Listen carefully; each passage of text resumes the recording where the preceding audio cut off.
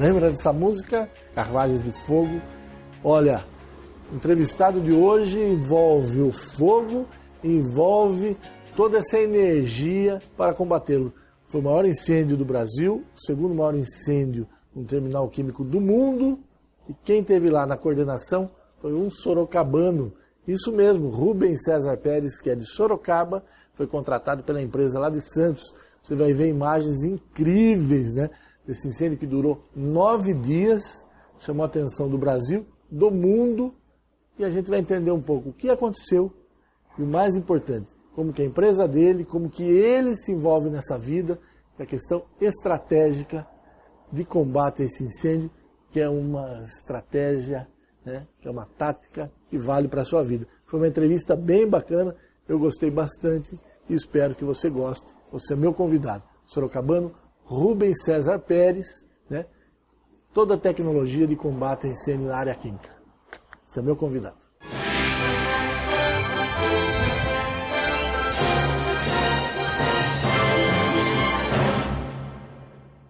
O Dia da Questão de hoje, uma conversa bacana com o Rubens César, da empresa Task. Está sediado em Sorocaba porque você é sorocabano, né? Atua no Brasil inteiro, até fora do Brasil, e num caso aí de repercussão internacional, esse incêndio no Porto de Santos. Rubens, seja bem-vindo, é um prazer recebê-lo, né? Acho que quanto mais a gente conhece o sorocabano, é mais bacana. Conta um pouco como é que foi esse incêndio, como é que chegaram em você para estar lá explica o seu trabalho, coordenando, ajudando o Corpo de Bombeiros. Bom, inicialmente, muito obrigado pelo convite, Deda. Realmente é um prazer ter essa oportunidade, esse espaço e contribuir para que cada vez mais sorocabanos estejam no destaque, sendo frente a esses cenários que ocorrem. Realmente é uma tragédia. O cenário que ocorreu a partir do dia 2 de abril em Santos é tido como o maior incêndio industrial do Brasil e, de acordo com as estatísticas e tudo aquilo que se foi levantado até o momento, ele é tido como o segundo maior incêndio do mundo no segmento de terminais. Né? Em linhas gerais, ele tem essa magnitude. Agora, é uma lição que foi aprendida, isso não acontece mais? Dizer que não acontece mais é muita presunção, mas, sem dúvida alguma, é uma lição aprendida. Da mesma maneira que, alguns anos atrás, a Boate Kiss impactou tragédia, né? Uma tragédia, impactou muito a comunidade e realmente o pagamento de vidas de jovens que foram perdidas ali fez com que alguns procedimentos, algumas legislações fossem mudadas. Certamente o incêndio no terminal da Alemão em Santos, no início agora de abril, vai contribuir para a mudança na postura, na legislação e nos procedimentos operacionais desse segmento, sem dúvida alguma. De fato, a gente que é leigo olha lá, são aqueles tanques, que é aquela bola, né, naquele espécie. Como que pega fogo uma questão como essa? É basicamente um terminal daquele, e basicamente o entorno, são várias empresas que abastecem diversas indústrias químicas e petroquímicas. Só para entender, o produto ele vem de uma petroquímica? Não, normalmente, às vezes vem de uma petroquímica, mas normalmente chega a granel através dos diversos navios. Aí do navio uma mangueira manda lá dentro. Exato. Toda uma estrutura de tubulações, Isso. O navio atraca no pier e ele abastece esses terminais. Então são vários terminais de várias companhias internacionais. Dali esse vai em caminhão. Vai em caminhão e é distribuído. Vai até o seu destino final. Exatamente. Essa é a rotina. Exatamente. E esse terminal, aquela área em específico, era onde estavam armazenados produtos inflamáveis e combustíveis. Em específico, envolveu álcool hidratado, álcool etílico anidro e gasolina. Ali, só para a gente entender, ele tem quantos anos? 50 anos, aquela estrutura? Mais ou menos isso. Quer dizer, quando ela foi projetada, não tinha morador perto. Mais uma das questões, né, que envolve esse aspecto de moradia, e aí é uma crise do Brasil, as pessoas chegam lá. Qual que é o impacto que vai ter sobre elas esse incêndio? Tem algo assim, um rescaldo que quem estava ali pegou aquela fumaça, mesmo que de longe vai ter um problema? Pelo que a gente analisou, eu estive basicamente diretamente envolvido nas operações de resposta. Fui contratado pelo terminal para dar toda a consultoria nas questões estratégicas e táticas da operação, subsidiando com informações operacionais o comando do Corpo de Bombeiros. basicamente essas questões relativas ao impacto ao meio ambiente e à comunidade ficam mais direcionadas durante aquele teatro à defesa civil, né? A gente percebeu ao longo dos dias que, por mais impactante que fosse aquela névoa, aquela fumaça toda, a gente não soube de nenhuma implicação com a comunidade próxima. Mas, no que diz respeito ao meio ambiente, notadamente, ao longo dos dias, a gente verificou isso pela mortandade de peixes. Isso que eu ia falar. Então, é muito próximo ao oceano, né? Muito próximo. Inclusive, e aí no oceano dava para ver os peixes mortos. Sim, por mais que fossem lançadas barreiras de contenção, evitando que esses produtos que eram carregados pela água utilizada no combate, e também não porque destacar, tiveram dias de chuva, ou seja, a chuva também carregou grande parte do produto, não impactasse. Foram lançadas barreiras na região do estuário, mas a proximidade faz com que esse impacto. A proximidade é um problema para o impacto, mas do ponto de vista das operações, foi um facilitador. Porque num dado momento, Deda, e esse momento inicial, toda a infraestrutura do terminal ficou comprometida. O que é essa infraestrutura? Os sistemas de combate a incêndio instalados no terminal, eles não operavam, porque eles foram comprometidos pelo evento. Então toda a água necessária para fazer as operações contra incêndio vieram do mar.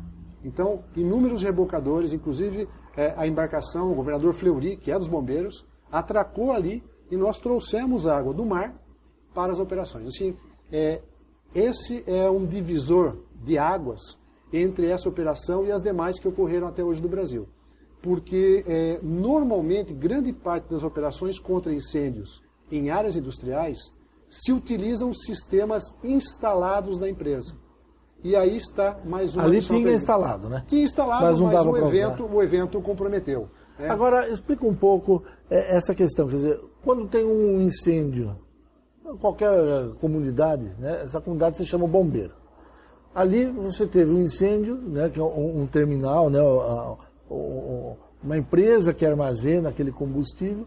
Essa empresa tem lá o bombeiro dela, os técnicos dela, ganha uma proporção grande e aí chama esse bombeiro, que é esse bombeiro que a gente conhece, que é o bombeiro do Estado, é isso? Exatamente, Deda. Em linhas gerais, uma empresa desse porte, desse segmento de atuação, que normalmente a gente acaba denominando segmento de alto risco, até porque implica em cenários como explosões, incêndios, eles têm um corpo, um grupo, uma equipe de segurança. Essa equipe de segurança tem uma brigada de emergência industrial. Mas, por essa característica de evento, ela sobrepassou a capacidade de resposta. Então, imediatamente, eles acionam o que se denomina Plano de Auxílio Mútuo, que congrega várias empresas e instituições da região, que foi acionado. Mas, mais uma vez, a dimensão estava fora da capacidade desse grupo. Então, se acionou um plano maior, aonde bombeiros de toda a parte do estado de São Paulo estiveram presentes. Inclusive aí se acionou um plano de auxílio mútuo que ele não está normalizado, ele não está protocolado, que são empresas que se apresentam para ajudar com um auxílio mútuo, mas não estão, isso através regimentado, através de um estatuto, através de uma documentação. Então nós tivemos empresas, por exemplo, do Rio de Janeiro, nós tivemos, por exemplo, empresas de Araucária, tivemos empresas de Goiás, que acabaram estando presentes ali por solidariedade. Mas a gente entende que é um grande plano de auxílio mútuo que foi necessário. Agora, o incêndio durou 8 para 9 dias. 9 né? dias. 9 dias. Nesses 9 dias, o que foi consumido eram os combustíveis que estavam lá, o tipo de álcool e gasolina que estavam lá. É Exatamente. Isso. Enquanto não acabou a combustão daqueles combustíveis, o incêndio não acabou. Exatamente. E é muito importante essa tua pergunta, porque para vários técnicos e talvez pessoas não envolvidas nesse contexto, assistindo aquelas imagens, certamente é natural que as pessoas lancem hipóteses e lancem soluções. Então, acho isso fantástico, eu também o faço, quando eu estou do outro lado como telespectador passivo, mas eu nunca, nessa minha vida de 30 anos de resposta à emergência industrial, convivi com tantas variáveis simultâneas, né? Ou seja, nós tínhamos um incêndio numa área de tancagem, onde inúmeras tubulações foram rompidas. Nós tínhamos basicamente dois tipos de incêndio, os incêndios estáticos, e explicando o que é um incêndio estático, é aquele delimitado em uma área única, e os incêndios dinâmicos.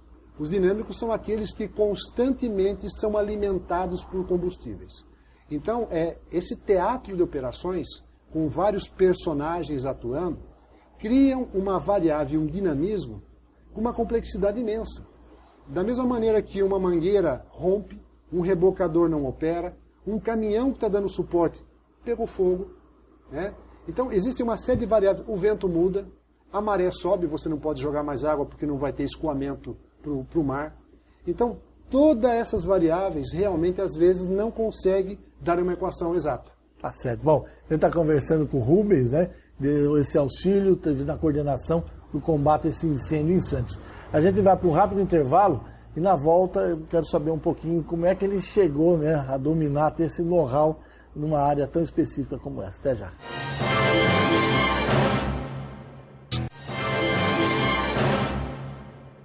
Estamos de volta com o Dedo da Questão, conversando com o sorocabano Rubens, né, que teve nessa operação importante em Santos, o maior incêndio industrial do Brasil, o segundo maior do mundo. Como é que chega o seu nome? Você tem 30 anos de know-how, conta um pouco de você. Quando você era criança, você era incendiário, tinha lá o palito de fósforo, punha fogo nas formigas, como é que é isso? Bom, basicamente, acho que eu fui um incendiário, né? Nesse contexto, acho que todos nós fomos, né? Todos nós fomos, mas a minha atividade basicamente inicia ainda como estudante de engenharia industrial, uma grande indústria química, no programa de trainees, me seleciona e ela me prepara para ser o responsável pela equipe de resposta à emergência dessa empresa na América Latina. Onde que era? Isso no Vale do Paraíba, na cidade de Guaratinguetá. A maior empresa química do mundo, ela estabelece estrategicamente essa minha preparação. E eu, na realidade, fui coadjuvante disso. Eu não tinha a menor intenção, e digo sinceramente que nos primeiros dias eu me senti um pouco assim, desgostoso com a seleção. Até porque qualquer estudante de engenharia química tem a intenção de ser um profissional da área de projeto, um profissional da área de produção. E naquele momento, meados da década de 80, eu fui selecionado para trabalhar na segurança. E aquilo não era tão destacado. Era periférico. Exatamente. E realmente isso não me chamou muita atenção.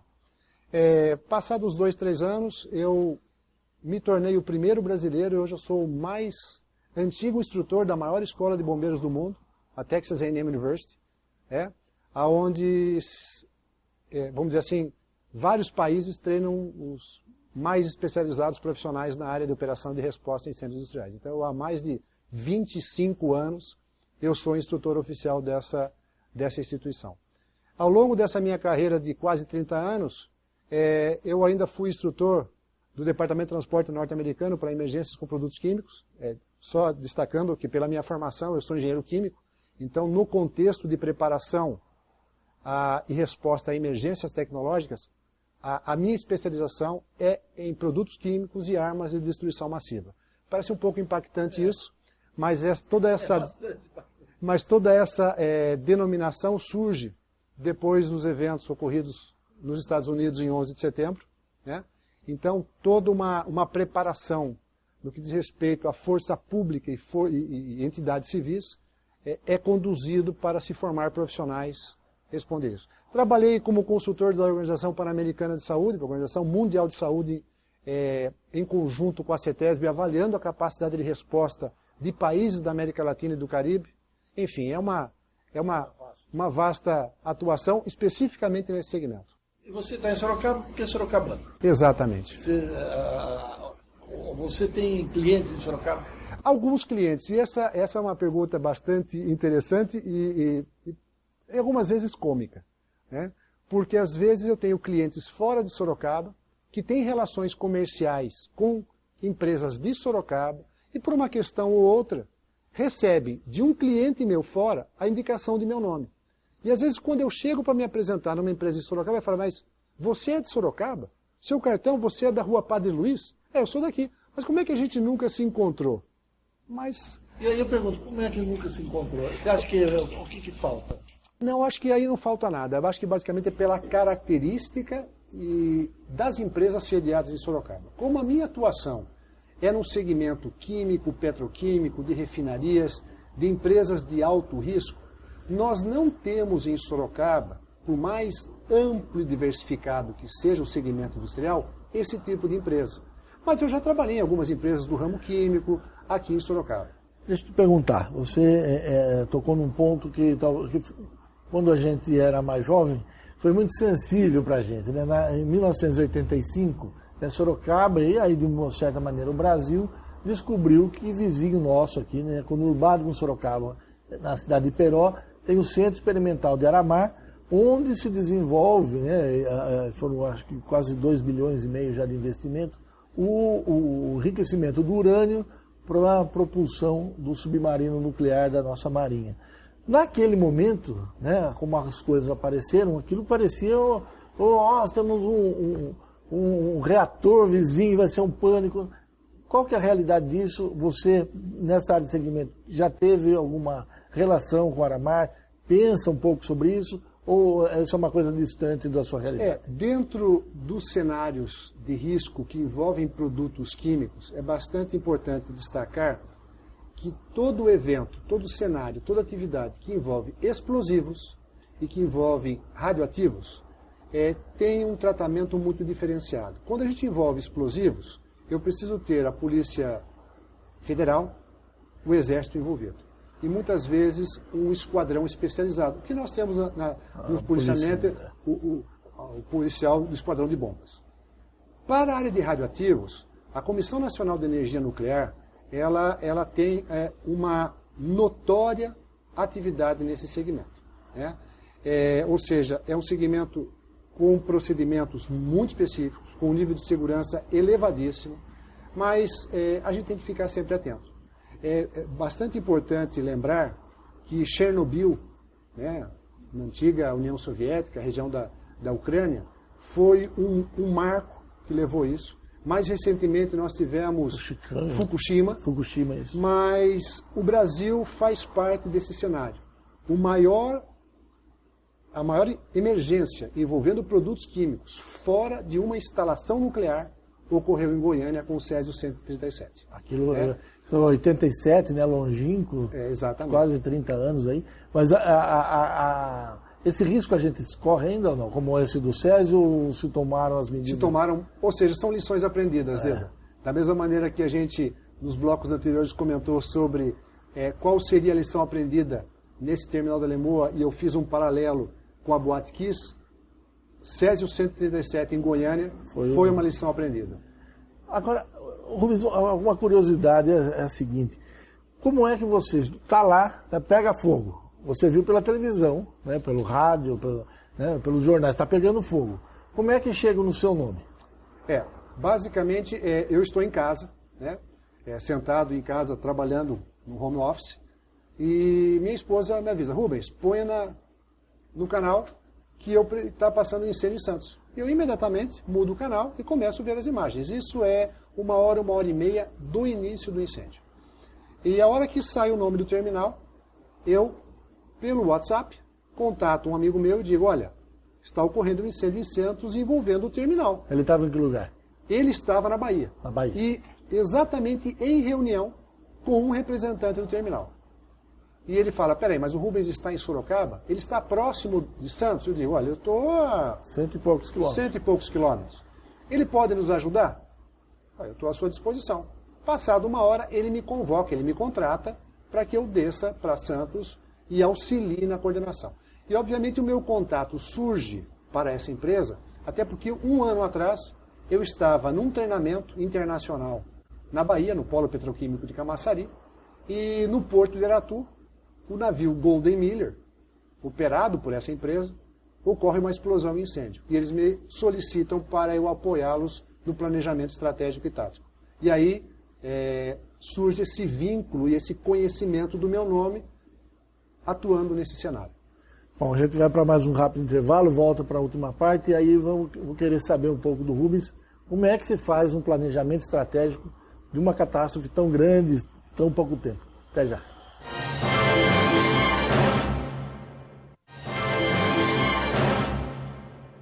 Bom, estamos de volta, uma conversa bacana com o Rubens, né? O Rubens César Sorocabano, Vila Assis, Vila Hortência, é dos espanhóis? Exatamente, sou filho de espanhóis. Você sabe que eu sou filho de italiano, mas o meu pai, meus avós, né, eram pequenos, passaram a vida lá na Rua dos Montes. Meu pai fala que eu sou italiano com sangue espanhol, era duro, viu? Tá louco. Rubens, brincadeira à parte, fala um pouco dessa questão que eu acho chave. Como que se faz um planejamento? Quer dizer, você já tem um know-how, né, e aí você pega esse know-how e aplica aquele cenário que você está vendo, é isso? Basicamente, o planejamento estratégico e tático, ele se divide em duas vertentes muito focadas e muito dirigidas. Quando a gente fala de planejamento estratégico, a gente busca identificar o que se deve fazer. Então, toda estratégia, ela é enumerada em uma sequência do que fazer. Por exemplo, refrigerar tanques, extinguir incêndio, minimizar impactos à comunidade, minimizar a poluição ambiental. Então, é o que fazer. Isso é a linha do planejamento estratégico. Conectado ao planejamento estratégico, eu tenho o planejamento tático, que relaciona como eu devo executar cada um dos níveis estratégicos. Por exemplo, o que fazer? Refrigerar um tanque. Como fazê-lo? Com água do mar, vinda de rebocadores, aplicadas pelo caminhão da empresa tal. Aí eu tenho mais um nível ainda. O que eu faço, como eu faço e quem faz. Com isso, eu acabo montando uma matriz de atuação muito detalhada para que eu possa desenvolver as minhas operações de maneira organizada. Isso tudo simultaneamente você vai prestando conta para o dono do local que está sendo consumido ali pelo incêndio. Em tese é assim, mas na prática não é assim, até porque as situações são muito dinâmicas. Você ficou os 9 dias lá? Eu fiquei mais, eu fiquei até segunda-feira, dia 13. No período do incêndio, foram 24 horas, os 9 dias. Você dormia, não dormia? Eu dormi 3 a 2 horas. O dia que eu mais fiquei, assim, o conjunto de horas, eu passei ali 43 horas. Seguidas? Seguidas. E aí, fazendo o quê? O que faz nessas 43 horas? Basicamente, elaborando esse planejamento, fazendo percepções e leitura do cenário para tentar identificar. É muito interessante destacar isso, que pelas relações profissionais que nós temos empresas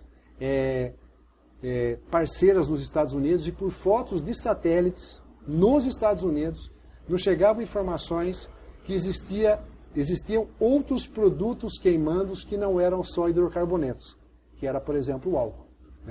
E é interessante porque os produtos químicos utilizados, as espumas utilizadas para combater incêndios em gasolina, se degradam quando aplicadas sobre o álcool.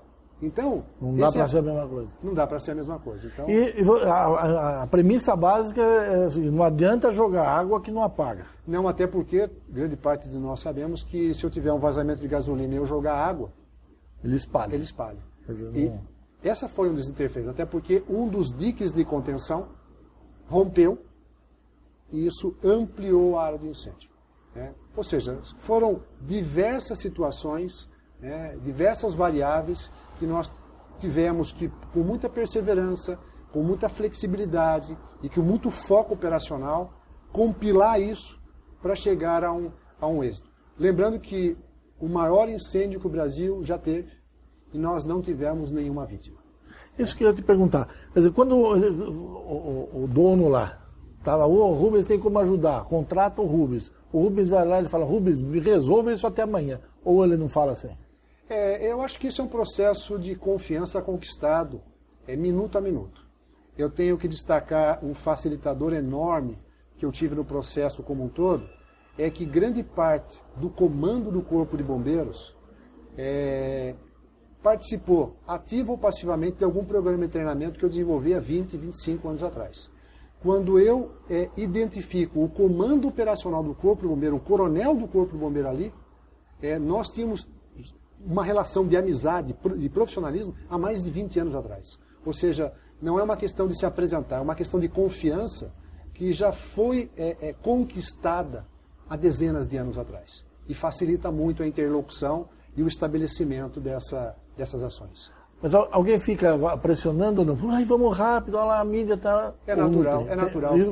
Isso chega a você ou você é preservado? Não, chega sim. Muitos profissionais, inclusive, que não fazem parte desses cenários industriais, chegam para a gente e falam, Rubens, eu não entendo como ocorre tantas modificações e vocês não se desanimam. Né? E eu vou voltar a uma fala que você colocou num dos blocos, né?